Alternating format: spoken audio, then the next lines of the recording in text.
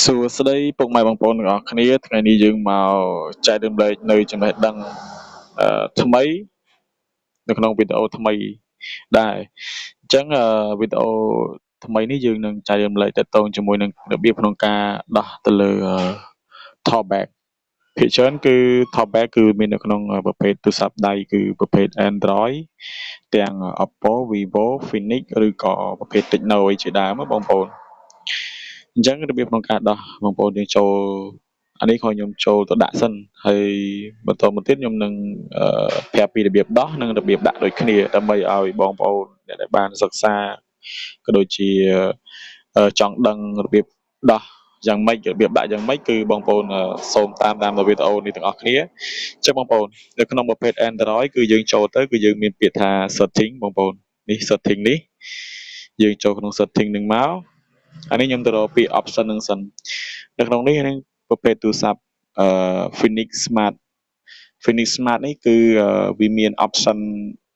រៀងខុសគ្នាបន្តិចទៅលើប្រភេទ Oppo Vivo អីជាដើមប៉ុន្តែទាក់ទងជាមួយនឹង Talkback គឺវាស្ថិតនៅក្នុង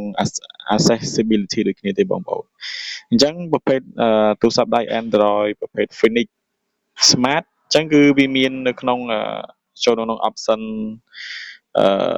បងប្អូនយើងចូលទៅក្នុង option ពាក្យថា special function ណាបងប្អូន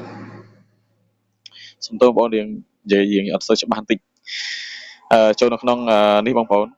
special function អញ្ចឹងនៅក្នុងយើងចូលក្នុងនឹងមកយើងមានពាក្យថា accessibility បងប្អូនចូលបន្តទៀតមកអញ្ចឹងនៅក្នុងនឹងយើងមានច្រើន option ដែរប៉ុន្តែ option ដែលយើងត្រូវគោលដៅដែលយើងត្រូវធ្វើនេះគឺយើងមានតែទៅលើ Talkback បើយើងរាប់ពីជួរលើមកលេខរៀងទី5បងប្អូន Talkback អញ្ចឹងបើសិនជាវាជាប់ Talkback បងប្អូន Talkback គឺនៅពេលដែលវាជាប់អូខេជាប់ Talkback អញ្ចឹងនៅពេលដែលជាប់ Talkback អានេះជាប់ហ៎បងប្អូនអញ្ចឹងនៅពេលដែលជាប់ Talkback យើងត្រូវតែវាលឺសំឡេងអញ្ចឹងណាបងប្អូនអញ្ចឹងដើម្បីដោះ Talkback បានគឺយើងទៅប្រើព្រាមដៃ2បងប្អូនព្រាមដៃ2តែឥឡូវវាជាប់ណាបងប្អូនអូខេអញ្ចឹងឥឡូវវាជាប់ហើយឥឡូវយើងត្រូវការដោះវិញវាមានសំឡេងរំខានអញ្ចឹងណាបងប្អូនអូខេពេលយើងដោះយើងត្រូវតែប្រើព្រាមដៃ2អញ្ចឹងយើងប្រើព្រាមដៃ2ទើបវាយើងអាចអូកម្មវិធីបានណាអូខេឥឡូវយើងចូលទៅក្នុង setting ដែរអុក2ដងអូខេយើងទៅអូសព្រាមដៃ2ចូលទៅក្នុង special នេះបងប្អូនយើងអុក2ដង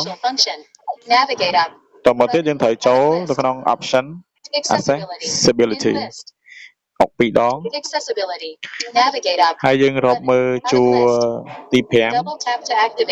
ប្អូនយើងចូលកន្លែង Talkback នេះអុក2ដងអញ្ចឹងយើងមានសញ្ញា tick ពណ៌បៃតងនេះបានថាបើកអញ្ចឹងយើងត្រូវការបិទ Talkback វិញយើងត្រូវអុកលើវាអុក2ដងជួយ stop Talkback off អញ្ចឹង Talkback របស់យើងគឺដោះបានជោគជ័យបងប្អូនអញ្ចឹង